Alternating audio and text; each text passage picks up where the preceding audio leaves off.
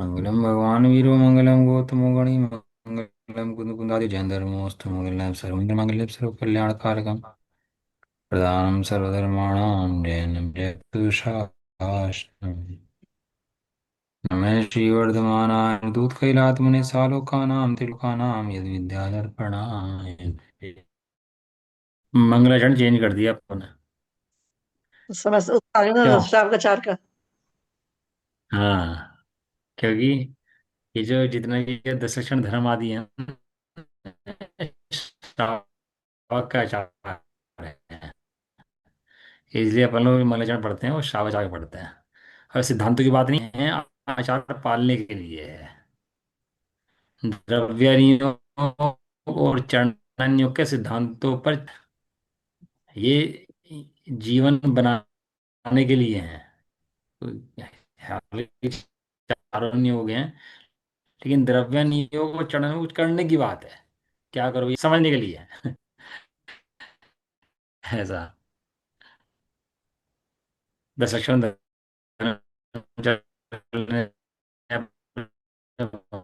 माधवी है और बहुत मंगलकारी धर्म है। जितनी आत्मा निकट जाएगा उतना ही सुख होगा, और जितना आत्मा से दूर जाएगा उतना ही दुख होगा। आत्मा के निकट आना इसका नाम समय दर्शन है, और आत्मा से दूर जाना इसका नाम मिथ्या दर्शन है। दुखी होना मिथ्या दर्शन है, और सुखी रहना समय दर्शन है। इतनी बात है। तो आत्मा के निकट कैसे रहें? कि 10 धर्म की आराधना के द्वारा जीव अपनी आत्मा के निकट आता है। 10 धर्मों को समझता है, इन 10 धर्मों के द्वारा अपनी आत्मा को समझता है। तो जो जीव है वो अपनी आत्मा के निकट आता है। ऐसा सारी दुनिया तो विषयों में मस्त है, विषयों में सुख मानती है, विषयों के पोषण करती है। इसके अलावा क्या करते हैं बताओ? लेकिन अपने पास तो शास्त्र भंडार है, भगवान है, जिनवाणी माता है। अपने पास तो समृद्ध माता है। कुमाता होती है तो अपने बच्चों को खा जाती है, लेकिन समृद्ध माता हो, माता गरीब हो अनपढ़ हो कोई बात नहीं है, लेकिन माता तो माता है। जिनवाणी माता तो बहुत समृद्ध है, चारों नियोग की में ही है। और अपने शिष्यों को तार देती है भाई, जिनवाणी माता तर जाता है।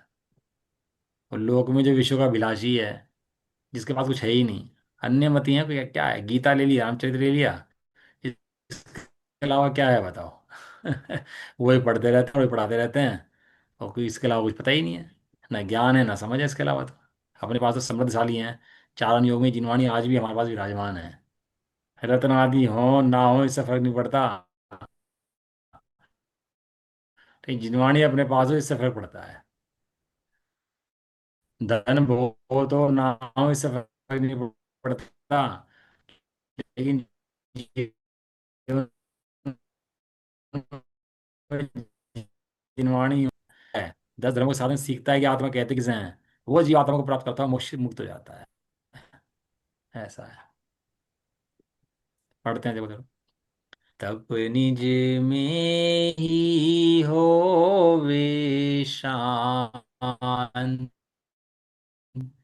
इच्छाएं हो जावें शांत, सभी सुख की इच्छा करें, आत्मबोध बिन सुख नहीं लहे, ज्यों ज्यों भोग संयोग लाए, आशा तृष्णा बढ़ती जाए, इच्छा पूरी कबहु ना होए, करो निरोध सहज तप होए, बारह भेद व्यवहार कहाय, निश्चय तप सब कर्म नशाय, अपनी अपनी शक्ति परमारो बुद्धिमान। जब भी तप का नाम आता है तो हमें लगता है हार्ड वर्क, कोई मेहनत करनी है, तप करना है भैया, पहाड़ों में जाना है, पद्मासन लगा के करना है, और बहुत मेहनत करनी है। इसका नाम अपन लोगों ने क्या समझ रखा है? बोबड़े तपस्वी भैया, बोबड़े त्यागी हैं। क्या मतलब? बहुत छोड़ते हैं, इन्होंने 1 साल से कुछ नहीं खाया, इन्हें 5 कोड़ है, इन्होंने कुछ खाया नहीं है, ये महान तपस्वी हैं। हमने तप के नाम पे क्या किया है, जो शायद अपन लोग नहीं कर सकते। लगता है ना अपन लोगों को कि शायद अपन लोग नहीं कर सकते, तप तप के नाम पर हमने कुछ भारी चीज समझ ली, तप अपने को भारी चीज भैया। और भारी सुनते भाग जाते हैं। जहां आपने समझा भारी, तो ये जीव भाग जाता है वहां से। कहना भाई भारी कहाँ है भैया, भागो यहाँ से। तो हमारे से मत कहो तप करने की बात, ये भागो। जबकि तप यानी आनंद, तप यानी आनंद। आनंद। आनंद। तप का मतलब किसी मेहनत से नहीं है, किसी छोड़ त्याग से नहीं है। तप का मतलब तो आनंद से है। जितना आनंद बढ़ता है तो बाहर में त्याग होता है, उसका नाम त्याग है। लेकिन तप किसका नाम है? प्रतपन सो तप, स्वरूप में तपे, उसका नाम तप है। स्वरूप में प्रतपन का नाम तब है। तप है। कोई बाहर में हार्ड करा नहीं। आ ये तप जो है चारित्र गुण की पर्याय है। किसी गुण की पर्याय है? चारित्र गुण की। और चारित्र गुण आत्मा का है, ये शरीर का है। आत्मा का। ये छोड़ना कब से चारित्र हो गया? कुछ खाना छोड़ दिया, पीना छोड़ दिया, ये चारित्र कब से हो गया? वो बराबर है, जीव आत्मा के अंदर बैठा हुआ है। भैया आज हम ध्यान स्वाध्याय करेंगे, और भोजन मत बनाना भैया, उपयोग बहुत लगता है इसके अंदर। अपन लोग चिंतन करेंगे, अपन लोग आत्मा आत्मा का चिंतन करेंगे। इसका नाम तो अनशन उन्नोदर है। लेकिन खाली उसी को भाई आज खाना मत बनाओ, बस हम तो कुछ करेंगे नहीं, आत्मा का पता ना हो, तो वहां पर वो चारित्र गुण है ही नहीं। वो तो अपने ऊपर उपसर्ग है। जहां आत्मा की खबर ना हो, तो अपने ऊपर उपसर्ग है। हाँ ऐसा ही है। और जहां आत्मा की पता हो, तो वहां पर ये सब आनंद रूप है। वो लड़की का रिश्ता हुआ नहीं यार, वो जवान हो गई है, वो मेकअप करती है, और सोचते है रिश्ता हो जाए, मेकअप करती है, वो देखती है शीशे के अंदर, देखती है और सोचती है कि पति, पति है नहीं, तो समझ दुख रूप है। और वही पति हो उसका, तो वो सभी श्रृंगार आदि क्या है? वे सब श्रृंगार आदि सुख रूप है, किसी के लक्ष्य से हैं। ऐसे ही तेरे आत्मा का लक्ष्य है कि नहीं है? तू आत्मा भगवान है। यदि आत्मा का लक्ष्य है, तो जितना नियम छोड़ व्रत त्याग आदि हैं, वे सब तप हैं। और नहीं तो बाल तप हैं, बाल व्रत है। आचार्य देव ने क्या नाम दिया? बाल। बाल व्रत। बाल तप। एक बाल तप भी होता है, जो अज्ञानी तपता है उसको बाल तप कहते हैं। अज्ञानी बैठ जाता है सीधा, शंभूक था, 12 साल तक बैठा रहा, खड़ग, किसकी, खड़ग की साधना करने के लिए। क्या नाम था उसका? खड़गहास, क्या नाम था खड़ग का उसका? कौन बताएगा? खड़ग हास। खड़गहास ही था ना। हाँ। और वो साधना करता रहा खड़ा, उसकी उसकी 12 साल तक बैठा रहा, तपस्या करके वो झुंडूक लगा दिए उसने, झुरमुट लगा दिए, और बैठा हुआ तपस्या करता रहा, साध भी लिया उसने। और साधने के बाद वो आया लक्ष्मण, उसने उसको परीक्षा करी, तो उसकी गर्दन ही कट गई उससे। ये सब बात है।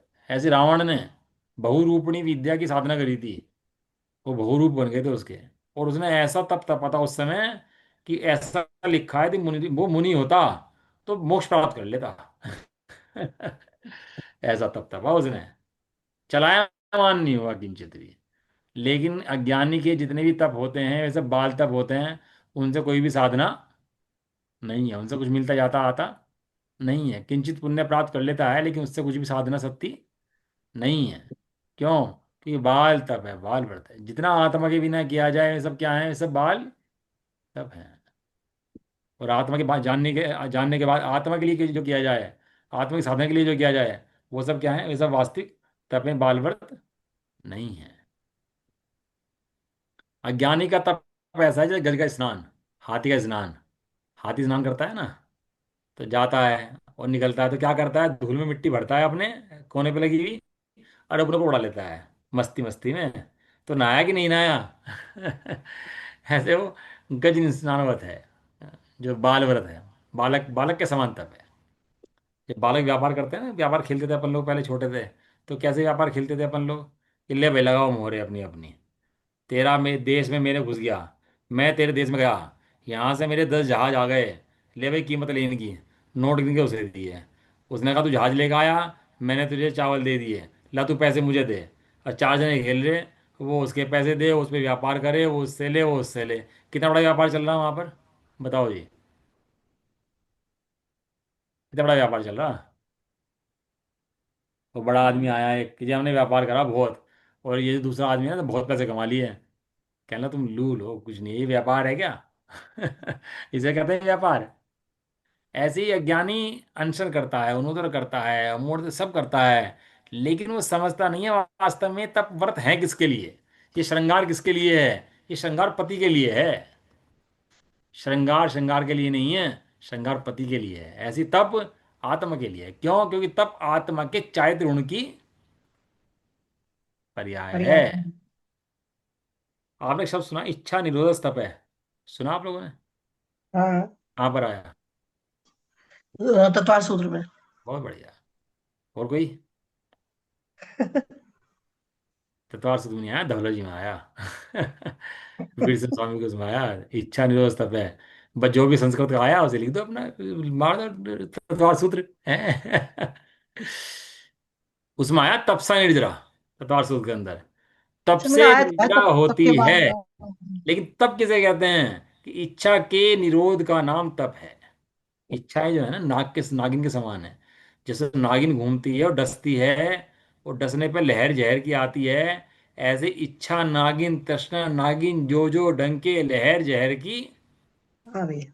भागता है जीव। अब खुद क्षुधा के लिए भागता है, कभी कमाने के लिए भागता है, कभी सोने के लिए भागता है, कभी भोग काम वासना के लिए भागता है। चार संज्ञाएं लगी ना जीव को, आहार भय मैथुन परिग्रह।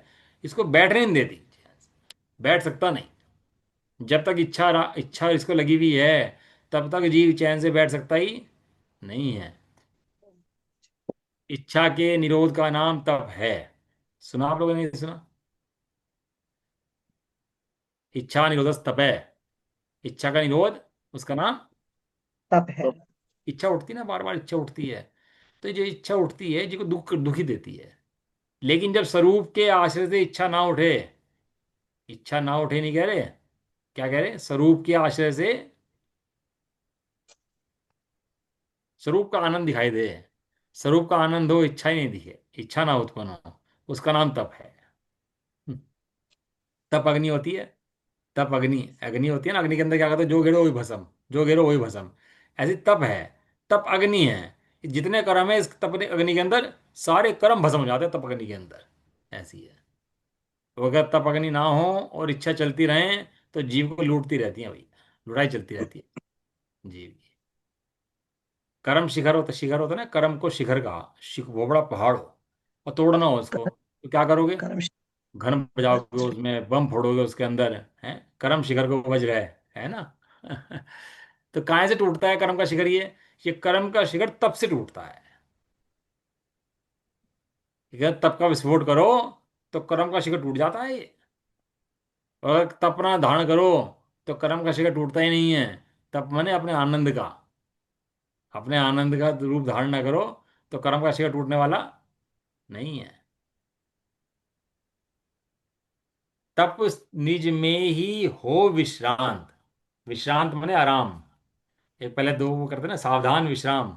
तो सावधान के अंदर भी कुछ सावधान खड़े होते थे, विश्राम के अंदर भैया आराम कर लो, विश्राम कर लो, थोड़ा आराम मिलता था। ये तब क्या है? निज में विश्रांत। निज में विश्रांति, उसका नाम तप है। जब तप जीव करता है, अपने स्वरूप में तपता है, तो उसको इच्छाएं शांत हो जाती हैं। जो बाहर में इच्छाएं हैं उसको उत्पन्न नहीं होती, उसको दुख देने में समर्थ नहीं होती है। मुनिराज हैं, जंगल में बैठे हैं, क्षुधा है क्षुधा बराबर है। आहार के लिए गए, आहार नहीं मिला, विधि नहीं मिली, और वापस आ गए। तो बताओ, जो क्षुधा है उन्हें दुखी करती है कि नहीं करती? कोई मीठा खट्टा स्वाद देखे, ये इंद्रियों के विषय है, एक एक इंद्रिय के बहुत विषय हैं। उन मुनिराज को दुखी करते कि नहीं करते? नहीं करते मुनिराज। तब तपते हैं मुनिराज, क्योंकि उन्होंने इंद्रियों के विषयों पर विजय प्राप्त कर ली है, इच्छाओं पर विजय प्राप्त कर ली विजय। है। और जो इच्छाओं पर विजय प्राप्त कर लेता है वो भगवान बन जाता है। इच्छा बहुत दुख देती है भैया। जगत के जितने जीव हैं सब सुख की इच्छा करते हैं, लेकिन कार्य दुख के करते हैं। काम करते हैं पाप के, चाहते हैं पुण्य। चाहते हैं धर्म। क्या की इच्छा करते हैं पूरे दिन? जे त्रिभुवन में जीवन सुख चाहे दुखते। भयवान। लेकिन आत्मा के बोध के बिना तो सुख प्राप्त कोई कर नहीं सकता, आज तक ना कर पाया था, ना कर पाया है, ना आगे भी कभी भी कोई आत्मा आत्मबोध के बिना सुख प्राप्त कर सकता है। इसे सुख चाहते हो तो आत्मा के पास जाओ, आत्मा में सुख मिलेगा, क्योंकि सुख आत्मा के अंदर ही रखा हुआ है। ज्यो ज्यो भोग संयोग लहाए, आशा तृष्णा बढ़ती जाए। बढ़ती जाए। जैसे जैसे भोग प्राप्त होते चले जाते हैं, वैसे वैसे आशा और बढ़ती चली जाती है। एक एक जीव की आशा का गड्ढा इतना है कि 3 लोग पटक दो उसकी आशा के गड्ढे के अंदर, तो भी इच्छा पूरी नहीं हो सकती। दो काम हो सकता है सुखी होने के लिए, या तो सारी आशाएं पूरी हो जाएं, या आशा का अभाव कर दे। दो में से काम कर ले भाई। तो कौन सा मार्ग सही है? आशा का भाव ही कर दो। गोरख धंधे की एक कड़ी को हाथ लगावे, फिर सुलझाना मुश्किल उलझता चक्र ही जावे। त्यों ही समस्याएं अनंत, जीवन है थोड़ा, सुलझाने की आकुलता में जीवन होवे पूरा। सारा विकल्प इसका देखो व्यर्थ जाता है, दुर्भाव से मर कर अरे दुर्गति पाता है। दो तरह के जीव हैं भैया। एक जीव वे हैं जो स्वाध्याय करके तप करके इच्छाओं का अभाव करना चाहते हैं, और एक जीव वे हैं जो इच्छाओं की पूर्ति करके सुख चाहते हैं। दो तरह के जीव जगत के अंदर पाए जाएंगे आपको। जो इच्छाओं की पूर्ति करके सुख चाहते हैं, वे एक इंद्रिय दो इंद्रिया कीड़े मकोड़े बन जाते हैं। और जो इच्छाओं का अभाव करते हैं और आत्मा को चाहते हैं, वे जी भगवान बन जाते हैं।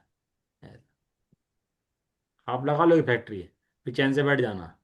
लगा लो प्रोजेक्ट, चैन से बैठ जाना। फिर उसके बाद हैं, कर लो 10-5 बच्चे, चैन से बैठ जाना। कमा लो खूब पैसा, चैन से बैठ जाना। फिर लगा लो शेयर में सट्टे में पैसे हैं, चैन से बैठ जाना। फिर प्रॉपर्टी में लगा लो पैसे, चैन से बैठ जाना। ज़्यादा कमा लो, सिर पर ज़्यादा बोझा कर लो, चैन से बैठ जाना। फिर एक एक कषाय में चैन से नहीं बैठ सकता। नहीं तो फिर ये भी जोड़ दो ना कि गृहस्थी बता लो फिर चैन से बैठ जाना। मैं कहने तो वाला था, लेकिन मैं बोला नहीं उस बात ना को। तो फिर वही बात है ना, तो क्लियर बात तो ये कि मैं गृहस्थी कहने तो बसेगी वाला तो था, सारी कुछ चीजें ऐड ये हो बोला जाएंगी। नहीं इस बात को। मैं चुप बैठ गया इस बात के ऊपर। हाँ सही है। आप भाई साहब को देखो कैसे आनंद करते हैं। गृहस्थी बसा लो, बैठ जाओ चैन से। उसके बाद फिर एक एक बच्चे की सेवा, टटवाल, उसके कमाने खाने, कितनी एक एक विषय के अंदर कितना बोझा सिर पर रखा हुआ है। नहीं, अगर ये बोझे से हम विरक्त हो जाएंगे तो अच्छी बात है, 15 20 50 साल के बाद मालूम पड़ा जैन इस धरती पे है ही नहीं। ऐसा कभी हो नहीं क्यों नहीं सकता हो जब सकता? तक पंचम काले जब रहेगा गृहस्थी नहीं आखिर। बसेगी सारे भाई साहब बच जाएंगे। तो फिर नहीं, तो गृहस्थ धर्म भी बताया है भगवान ने गृहस्थ धर्म का पालन नहीं बताया। गृहस्थ भी धर्म है, गृहस्थ तो कोई भोग नहीं है। लेकिन गृहस्थ धर्म है। अगर गृहस्थ धर्म है तो व्यवहारिकता तो आएगी ना संसार हाँ की। बराबर है। तो फिर वो आप कह रहे हो सारी संसार की व्यवहारिकता से दूर हो जाओ, उसके वो कैसे ऐसा है पॉसिबल है? देखो, विवाह आदि करता है तो संयम पूर्वक रहता है विवाह के अंदर भी। ऐसे विषयों को बढ़ाता नहीं है, बहुत ज़्यादा आसक्ति करता नहीं है। उसको गृहस्थ धर्म कहा है। ऐसा नहीं कि शादी करके बहुत भोगे भोग जा रहा है, घूमे जा रहा है, लेके टहले जा रहा है, विदेश यात्रा करे जा रहा है, तो उसको गृहस्थ धर्म नहीं कहा, वो तो भ्रष्ट धर्म है। गृहस्थ धर्म माने अपने संयम की संभाल के लिए सीमित साधनों के अंदर में धर्म करना, उसका नाम गृहस्थ धर्म है। गृहस्थ धर्मात्मा होता है, भ्रष्ट नहीं होता। इसलिए नहीं लिया था मैंने। आशा तृष्णा बढ़ती चली जाती है, जैसे जैसे भोग पूरे हो जाए आशा तृष्णा बढ़ती। इच्छा कभी किसी की पूरी नहीं हुई। बताओ कभी किसी की किसी इच्छा पूरी हो सकती है? अपनी पत्नी हो, पति हो, आप चाहोगे ये हो जाए तो हो जाएगा, तो और नया चाहोगे, फिर हो जाए और चाहोगे, फिर कब तक पूरी होगी वो इच्छा? उसका कोई भी अंत आने वाला कभी वो नहीं है। धन नहीं। की इच्छा हो, भोग की इच्छा हो, कभी पूरी नहीं होती। इसलिए इच्छा का तो निरोध ही करो, और इच्छा का निरोध करोगे तो तब होएगा। मुख्य रूप से मुनराजों के होता है, लेकिन एक देश श्रावकों के गृहस्थों की भी होता है ये तप। अपन लोग तप कर सकते नहीं कर सकते? अपन लोग छना पानी पीते हैं ना भाई साहब, ये तप है। अपन लोग जो आलू नहीं खाते ना, रात को नहीं खाते, ये तप है, पता है आपको? अपन लोग स्वाध्याय पढ़ रहे हैं ना, ये जब कर रहे हैं, ये तप है। ये हमारे मेरे घर की बात नहीं है, ये सर्वज्ञ देव की कही बात है। जो अपन थोड़े से नियम त्याग व्रत करते हैं आत्मा के लिए, वे सब तप हैं। अपन ने 10 चाय पीते थे, और आज हमने 9 चाय कर दी भाई, छोड़नी है भाई, से अच्छी चीज़ नहीं है चाय वाय पीनी, छोड़नी है, हमने 9 चाय कर दी, 8 चाय कर दी। ये तप है। अजी हाँ, ऐसे तब होते होंगे। तब तो जंगल में जाके बैठो तब होता है। ऐसा नहीं है। इच्छाओं को रोकना, सीमित करना, जिस जिस इच्छाएं सीमित हो बाहर में, उस सब का नाम तप है। और आत्मा की तरफ जुड़े, उस सब का नाम तप है। इसलिए 12 भेद व्यवहार कहा है। क्या कहा? 12 भेद। व्यवहार कर। हाँ, 12 भेद। 12 भेद के अंदर 6 अंतरंग के हैं, 6 बाहर के भेद हैं। अंतरंग बाहर के जो भेद हैं: अनशन, ऊनोदर, वृत्ति परिज्ञान, रस परित्याग, विविक्त शय्यासन और काय क्लेश। लिखना चाहो आप लिख सकते हो। मुनिराजों को मुख्य रूप से होते हैं, लेकिन एक दिस गृहस्थ को भी होते हैं, बताऊंगा कैसे कैसे होते हैं। और अंतरंग के अंदर प्रायश्चित, विनय, वैयावृत्ति, स्वाध्याय, वित्सर्ग और ध्यान। ये हैं 12 प्रकार के तप। 12 तप भोजन का आपने भोजन नहीं करना। हम भोजन नहीं करते भैया। आत्मा का ध्यान करेंगे आज। पूजा करेंगे, पाठ करेंगे, ध्यान करेंगे। इसका नाम क्या है? अनशन। भोजन करना ही। लेकिन उससे अब जैसे जैसे ऊपर बढ़ेंगे उतना उतना भारी तप बढ़ते जाएगा ये। अनशन के बाद है उनोदर। भूख से कम करना। ऊनोदर माने अमोदर्य है। भूख से कम खाना। ऊनोदर, ऊन उदर। ऊन माने भूख से कम उदर भरना। उसका नाम है ऊनोदर। भूख है 4 रोटी की और 1 रोटी खाना। ये अनशन से बड़ा तप है। ये तप कैसा है? अनशन से बड़ा हाँ, ये अनशन से बड़ा है। खाने ही नहीं आए सामने आपके, आप रह जाओगे कोई बात नहीं। लेकिन खाना आए और 1 रोटी खाओ और खाना सामने से हट जाए, फिर बताओ कैसे रहो।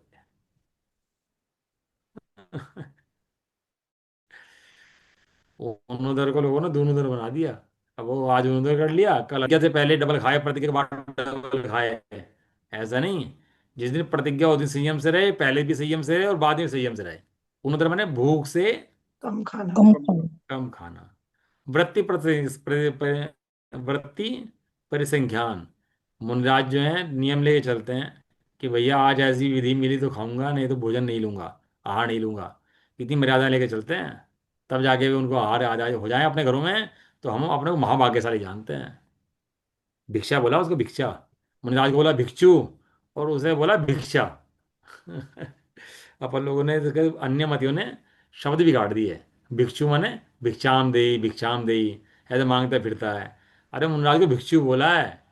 भिक्षु माने वो अत्यंत विनय पूर्वक दे उनको, वो मुनिराज को तो लें, वो वृत्ति पर संज्ञा धारण करें। ऐसा भिक्षु नाम है और हम भिक्षा देते हैं। भिक्षा माने कोई भीख नहीं होता। भिक्षा माने अपने हित के लिए दिया जाने वाला आहार, आहार दान। कोई एहसान है क्या वो? या अपने ऊपर करना है? मुनिराज के ऊपर करना है कि अपने ऊपर करना है? अपने ऊपर। हाँ, अपन लोग के यहाँ तो भैया अपने ऊपर करना करे तो दे, नहीं तो मुनिराज के तेरे भोजन के लिए नहीं बैठे। अगला है रस परित्याग। रस परित्याग के अंदर एक दिन एक रस छोड़ना। तो सोमवार, मंगल, बुध, बृहस्पति, शुक्र, 6 के 6 रस होते हैं। तो उसमें मीठा कौन कौन सा पता है किसी को? 6 रस कैसे छोड़े हाँ, जाते हैं? रसी हो गई होगी सोमवार ना को वो। हरी, रसी होगी, सोमवार को हरी, मंगल को हाँ मीठा, बुध को घी, बृहस्पति को दूध, शुक्र को दही, शनिवार को तेल, इतवार को नमक। हाँ। 3 तो दूध से संबंधित ही हैं इसके अंदर। गोरस, दूध, दही और घी, 3 तो दूध से संबंधित ही हैं। और बाकी और हैं। आंटी दोबारा बताओ एक बार। सोमवार में, सोमवार हरी, 1 मिनट, मंगल सोमवार में हरी, मीठा, 1 मिनट है, मंगल में, मीठा, हाँ, बुध में घी, बुध में घी, बृहस्पति में दूध, नहीं, बृहस्पति में दूध, हाँ, शुक्र में दही, शुक्र में दही, शनिवार में तेल, हाँ, और संडे में और नमक। इतवार में नमक। इस तरह भैया रसी है 7 दिन की। सोमवार में हरी छोड़ दो। अष्टमी चौदह पे छोड़ते ही हैं, लेकिन सोमवार में भी हरी छोड़ दो। मंगलवार में मीठा, बुधवार में घी छोड़ दो। घी। घी, दूध, दही, तीनों नंबर से आएंगे। उसके बाद तेल, चारों चीज तेल चिकनी है। शनि। घी भी चिकना, दूध भी चिकना, दही भी चिकनी, तेल भी चिकना। और उसके बाद नमक। तो मीठा, नमक, 4 चिकने और 1 हरी। और इससे क्या होता है, एक दिन छोड़ने से अपना शरीर सही रहता है, बीमारियां सही रहती हैं उससे। पूरा नहीं छुड़वा रहे, इनके परमानेंट छोड़ दो, क्योंकि उसके संबंधित पोषक तत्वों की कमी हो जाएगी। लेकिन एक दिन छोड़ने के लिए किस लिए कह रहे हैं? जिससे एक दिन छोड़ने से शरीर की उस संबंधित सफाई हो जाएगी। जो अष्टमी चौदह पर व्रत रखते हैं ना अपन लोग, तो अष्टमी चौदह पर व्रत भी इसलिए रखा जाता है, वो शरीर की डिमांड है। एक दिन उसको, मशीन को आराम चाहिए शरीर की, तो इसलिए व्रत आदि रख लेते हैं उसके लिए उसे। तो शरीर को आराम चाहिए एक दिन के लिए हफ्ते में। लेकिन वो शरीर पूरी मेहनत कर जा रहा है डेली खा खा करके। तो 12 भेद के अंदर अनशन उनोदर रसिक प्रत्याग आ गया। अगला है विविक्त शय्यासन। विविक्त शय्यासन ने एक आसन से सोना और कम सोना। अपन लोग भी लगा लेना, अपन लोग जो गहरी नींद सोते हैं, खाए पी के और खूब गहरी नींद सोते हैं, सुबह आराम से उठते हैं, वो विविक्त सियासन नहीं है। विविक्त सियासन में हल्की नींद सोना, लार टपका के सोना, बहुत गहरी नींद सोना और होश ही ना पड़ना, उसके नाम विविक्त सियासन नहीं है। विविक्त सियासन में हल्की नींद लेना और कम नींद लेना, उसका नाम क्या है? ये रोग है ना। नींद रोग हाँ, है कि आनंद है? रोग। आज तो भाई साहब बहुत अच्छी नींद आई, सुबह 9 बजे आँख खोली, मजा आ गया भाई साहब, आज तो सो गए, अच्छा लगा। रोग, रोग में अच्छा मान रहा, बताओ। रस ऐसा लगा भाई साहब, इतना बढ़िया खाना बनाया, रस में मजा आ गया। ये रोग है कि तेरा आनंद है? एक एक विषय के अंदर आनंद मान रहा। अरे आनंद है कि रोग है, दुख है?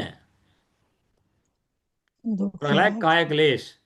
काया को चैन से ना बैठने देना। क्योंकि काया चैन से बैठी तो आत्मा आराम से नहीं बैठ सकता, बैर है।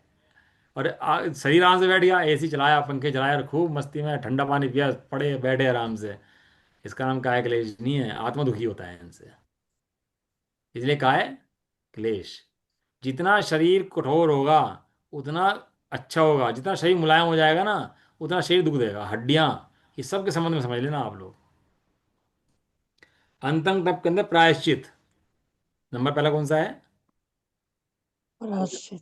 प्रायश्चित लेना, कोई नियम लिया हो टूट गया हो, उसका प्रायश्चित ग्रहण करना। पहली बात तो बोल ना पाए उस दोष को, दोष को कहना, उसका प्रायश्चित भी ग्रहण करना, और जैसा बताएं वैसा ग्रहण करना। पहली बात तो दोष दोष दिखाई दें। जब तक दोष दोष नहीं दिखाई देंगे तो प्रायश्चित भी होने वाला नहीं है। नहीं है। ये जो भी नियमों में दोष हो, अपने आत्मा के संबंध में अनुभव करने में कोई दोष हो, तो प्रायश्चित विधि से शुद्ध करना। प्रायश्चित विधि होती है, विधान होता है प्रायश्चित का भी। और बहुत सारे मुनिराज के ज्ञाता होते हैं प्रायश्चित विधान के, और जो प्रायश्चित विधान के ज्ञाता होते हैं वे ही मुनि प्रायश्चित देते हैं। अपन लोगों ने क्या करा भाई, किस दिन गलती से खाया गया कुछ बख्शे, तो ये दो एक दिन और नहीं खाएंगे, 2 दिन और नहीं खाएंगे, ये तो करते हैं। लेकिन वहाँ पर प्रायश्चित विधान आदि होते हैं और विधान की जो जानकारी होती है वो पूरा प्रायश्चित आदि देते हैं। ऐसा। विनय। विनय करना भी तप है। विनय करना क्या है? अब विनय नहीं कर सकता आराम से। अपने ज्ञानी जन हो, गुरुजन हो, विद्वान हो, पंडित हो, बड़े हो अपने से, ये विनय करना, ये विनय करना भी एक तप है अपने आप में। विनय झुक नहीं सकता, झुकना तप है। माधव धर्म आता है ना, माधव धर्म, झुक नहीं सकता, अकड़ा रहेगा। लेकिन विनय तब होता है तो गुरु के सामने झुकता है, भगवान के सामने झुकता है, सबके सामने नमस्कार करता है, झुकता है भैया। तो एक विनय तप है। अगला है वैयाव्रति। एक एक तप के अंदर भैया बहुत महिमा है सही में। आप एक इनका स्वरूप लिखो, इनका लाइन लिखो और स्वरूप लिखो तो क्या स्वरूप है। वैयाव्रति माने ज्ञानी गुरु हो, साधर्मी हो, कोई जीव हो जो समाधिस्थ हो, उसकी वैयाव्रति करना, टहल करना। समाधि में ना भी हो, बीमार हो, तो भी क्या करना उसकी? सेवा करना।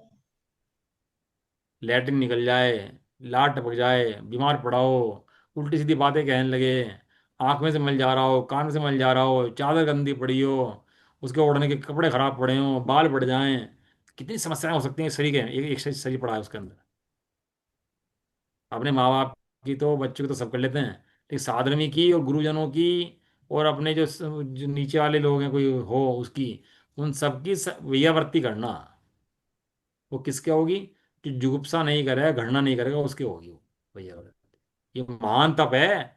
आपको लग रहा होगा सुनने से ऐसे ही है, लेकिन ये बड़ा महान तप है। दूसरे की लैट्रिन साफ करना, और दूसरे का मल मूत्र साफ करना, दूसरे का लार साफ करना, पूछ देना सबको, कितना बड़ा तप है। कर नहीं पाता जी भैया, ये तो बड़ा तप है। अगला तप है स्वाध्याय। स्वाध्याय बहिरंग तप नहीं है, अंतरंग तप है। और सूत्र पढ़ा होगा आपने, स्वाध्याय परम तप है। पढ़ा ही नहीं पढ़ा? स्वाध्याय परम तप है, सुना आप लोगों ने नहीं सुना? सुना। स्वाध्याय परम तप है।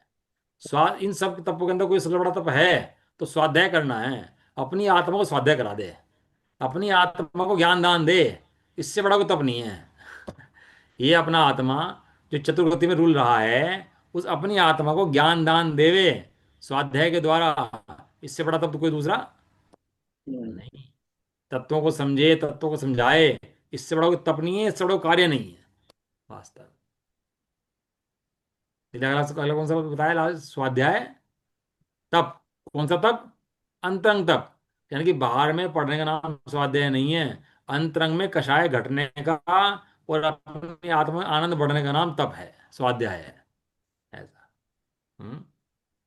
इसके बाद है व्युत्सर्ग। व्युत्सर्ग ने काय उत्सर्ग। काय उत्सर्ग मैंने उपवास रख लिया और महीने तो खड़े हैं, उसका नाम काय उत्सर्ग, तो व्युत्सर्ग बोलते हैं।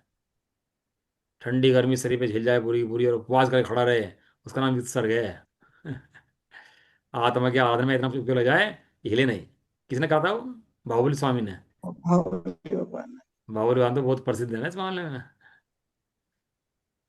काय उत्सर्ग अपन लोग याद होगा आपको, जब वो पढ़ते हैं ना, पूजा पढ़ते हैं तो काय उत्सर्ग करते हैं बाद में। हाँ, बीच बीच में करते हैं, पढ़ते हैं काय उत्सर्ग नहीं करते? बीच बीच में करते तो हैं। काय उत्सर्ग में क्या करते हैं हम लोग? नौवाण मुकाम पढ़ते हैं काय उत्सर्ग के हाँ, अंदर, और हमारा काय उत्सर्ग हो जाता है। काय उत्सर्ग का मतलब इतना मात्र नहीं है। काय उत्सर्ग का मतलब कि मैंने काय को अपना माना हो तो मैं उसका उत्सर्ग करता हूँ। द्रव्य नहीं चढ़ाया मैंने इधर से उधर, ये मेरा काम नहीं है, ये तो पुतल की क्रिया है ऐसा। और लास्ट का जो है वो है ध्यान। लास्ट में कौन सा है? ध्यान। उतना भारी हो, जितना बच रहोगे उतना भारी है। सबसे बड़ा तप है ध्यान।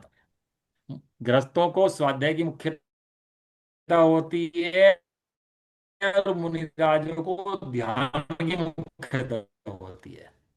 क्या कहा बताओ? ग्रस्त होता स्वाध्याय जरूरत नहीं पड़ती। अब उसके उसका प्रयोग में यानी स्वाध्याय का प्रयोग ही ध्यान है, वो ध्यान में लीन रहते हैं। और गृहस्थ मुख्य रूप से तत्व चिंतन के साधन जो स्वाध्याय है, उसमें विशेष रूप से चित्त लगाता है, शास्त्रों को पढ़ता है और शास्त्रों को ही पढ़ाता है। ये गृहस्थों का काम है ऐसा।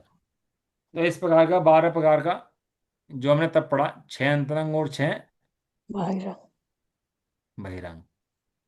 तप के अंदर मान का त्याग है। तप के अंदर मान नहीं, तप के द्वारा मान का त्याग होता है।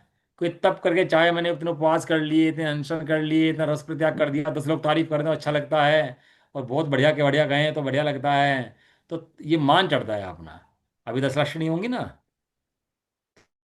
तो लोगों को ये जाएंगे और जो रथ में बिठाया जाएगा, इतना तो सब करेंगे ना सब लोगों के साथ समाज के अंदर। तो आया एक भाई साहब के पास कि ब्रह्मचर्य लेना है मेरे को, तो कह ले ले ले भाई ब्रह्मचर्य, क्या दिक्कत है? और साल में 2 साल रहे हमारे साथ, अभ्यास कर ब्रह्मचर्य दे देंगे। कहना नहीं नहीं, वो जो प्रोग्राम हो रहा है ना, स्टेज का शिविर लगा हुआ है, वहां पे स्टेज से अनाउंस करो कि इन फलाने आदमी ने ब्रह्मचर्य व्रत धारण करा। और तो ब्रह्मचर्य ही चाहिए कि नाम चाहिए ब्रह्मचर्य का, बताओ? ये तो सिंपल सिंपल गणित है। मुनि बनना है, जंगल में जाकर मुनि बन जाओ। इतने ढोल बजाने की, इतने बैंड बजाने की जरूरत ही कुछ नहीं है भाई। इतने इतने भारी काम नहीं है ये, जितने भारी बना दिए। तो आखिरी है ध्यान, भाई ना आपको। तो मान नहीं, मान का त्याग चाहिए इसके अंदर। और तब से बलहीन नहीं होता, तब से बल की वृद्धि होती है। क्या बताया? तब से तब से मान। बल्कि तब वृद्धि हो। तब से बल की, मुनिराज की हड्डी टूट जाए ना तो 10 दिन में टूट टूट जाती है, और अपन हड्डी टूट जाए ना तो महीने नहीं टूटती। ये उनके तप का प्रभाव है। आत्म। नग्न रहना भी तप है, एक टाइम खाना भी तप है, डांस है, सब तप है। तब से तब से आत्म शारीरिक शक्ति बल मिलती और है ना। आत्मिक बल दोनों बढ़ जाते हैं। हाँ भैया खाया नहीं, भैया बढ़ कमजोर हो गया। अरे कमजोर नहीं हो गया, बल बढ़ता है ना खाने से, कम खाने जाए। से। शरीर हल्का, शरीर भी हल्का हो जाएगा। हाँ हल्का होता है, और उससे बल बढ़ता है जी का। चलो ठीक है ना, बस इतना हो गया बल तप के बारे में, अपन लोगों ने पढ़ा। मुख्य रूप से ये है कि बाहर में शरीर की क्रियाओं को ही तप ना समझ ले। शरीर की क्रियाओं से हट करके आत्मा का, आत्मा में रमना, आत्मा में जमना, उसका नाम तप है। जो आत्मा में रमना जामना है वो भाव तप है। उसके बाद जो शरीर की क्रियाएं होती हैं उसका नाम द्रव्य तप है। बिना भाव तप के द्रव्य तप कोई कार्यकारी नहीं है। उस तप को बाल व्रत कहा जाता है। कोई बार में नगर का सोचे कि तप है तो गाथा है अष्टपाउड की, गाथा सुनाता हूँ आपको। गाथा सुनोगे आप तो आपको बड़े हजम नहीं होगी गाथा। लेकिन कुंद कुंद देव की लिखी है तो हम भी बलपूर्वक पढ़ देते हैं गाथा। हमें कोई दिक्कत नहीं होती। द्रव्य से तो नग्न सब ही, नर नार की तिर्यंच हैं। प्रभाव शुद्धि के बिना शर्मणत को पाते नहीं। कि तिर्यंच सब नग्न हैं, सब मोक्ष हो जाता सबको।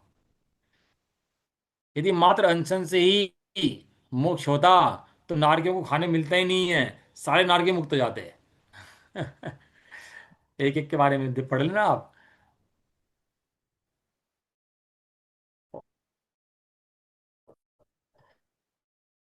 हम तो अपनी इच्छा से हुए हैं भैया, तो मजबूर।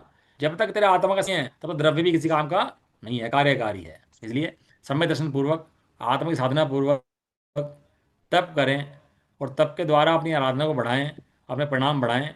ऐसी मंगल भावना के साथ अपने का स्वाद है समाप्त कर देते हैं। अब बोला अपना तप हो गया।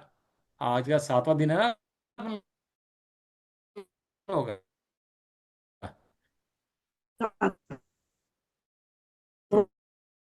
उत्तम था। एकादशी है ना आज, तो 7वां दिन है अपन लोगों का। छंदोस तप है, स्वाध्याय परम तप है, ये सूत्र हैं। और 12 तप कौन कौन से हैं, और 12 तप का व्याख्यान क्या क्या है, और किस तप को पढ़ने से क्या क्या फायदे मिलते हैं, निश्चय तप क्या है, व्यवहार तप क्या है, स्वरूप क्या है। इतनी नोट्स बना के रखा करो इन सब के। इन सब के बारे में नोट्स बना के रखो तो बहुत काम आएंगे। एक डायरी डालो पर्सनल अपनी, तप का वर्णन, त्याग का वर्णन, ये आप विषय आ जाता है ना फिर दोबारा नहीं आता।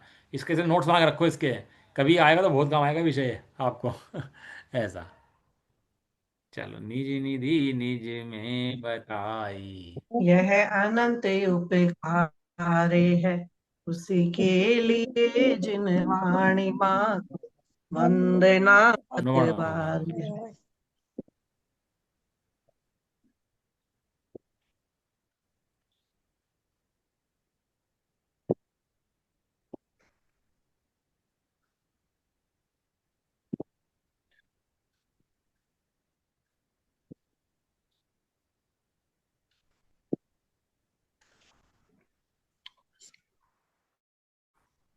लिखने से फायदा ये होता है अपन को ना याद हो जाता है। जब सुनते हो ना तो इससे इतना फर्क नहीं पड़ता। इससे मैं जितना बोलता हूँ 10-20% भी आपको समझ में उतना ग्रहण कर पाते होंगे। जब खुद अपने हाथ से लिखोगे ना तो उसमें 70-80% ग्रहण कर लोगे। इसे लिखना जरूर है। बात तो सही है। जय बोलो तो आशा माता की। जय जय हो। महान जैन धर्म की। जय जय हो। हो। एक साथ जय बोलिए। जिनेन्द्र, जय जय जिनेन्द्र। जिनेन्द्र। जय को सभी को जय। जय जिनेन्द्र। जय।